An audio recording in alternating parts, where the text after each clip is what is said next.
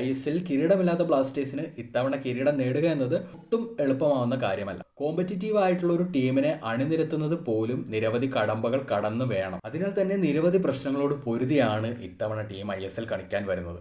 അങ്ങനെ വരുമ്പോൾ ക്ലബ്ബ് നേരിടാൻ പോകുന്ന പ്രശ്നങ്ങൾ എന്തൊക്കെയാണെന്ന് പരിശോധിച്ചാൽ, വിദേശ താരങ്ങളുടെ അഭാവം ടീമിനെ ഉറപ്പായിട്ടും അലട്ടും. 6 വിദേശ താരങ്ങൾ ഉണ്ടായിരുന്ന നമുക്ക് നിലവിൽ 2 വിദേശ താരങ്ങൾ മാത്രമേ ഉള്ളൂ. അവർ ISL കളിക്കുമോ എന്നുള്ള കാര്യത്തിൽ ഇതുവരെ യാതൊരു ഉറപ്പുമില്ല. അതിനാൽ തന്നെ ചുരുങ്ങിയ സമയത്തിൽ വിദേശ താരങ്ങൾക്ക് പകരക്കാരെ കണ്ടെത്തണം. അതും സാമ്പത്തികമായി നടുവൊടിയാതെ വേണം.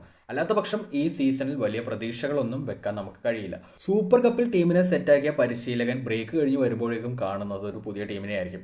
തന്റെ പ്രധാന താരങ്ങൾ ടീമിൽ ഇല്ലാത്തത് കൊണ്ട് പ്രീ സീസൺ ആരംഭിക്കുമ്പോൾ ടീമിനെ സെറ്റാക്കാൻ ഒരുപാട് സമയമെടുക്കും. അതിനു പുറമെ ടീം കൊച്ചിയിൽ നിന്ന് കോഴിക്കോട്ടേക്കോ മലപ്പുറത്തേക്കോ മാറുന്നത് കൊണ്ട് പുതിയ സാഹചര്യങ്ങളുമായിട്ട് ടീമിനെ പൊരുത്തപ്പെടണം.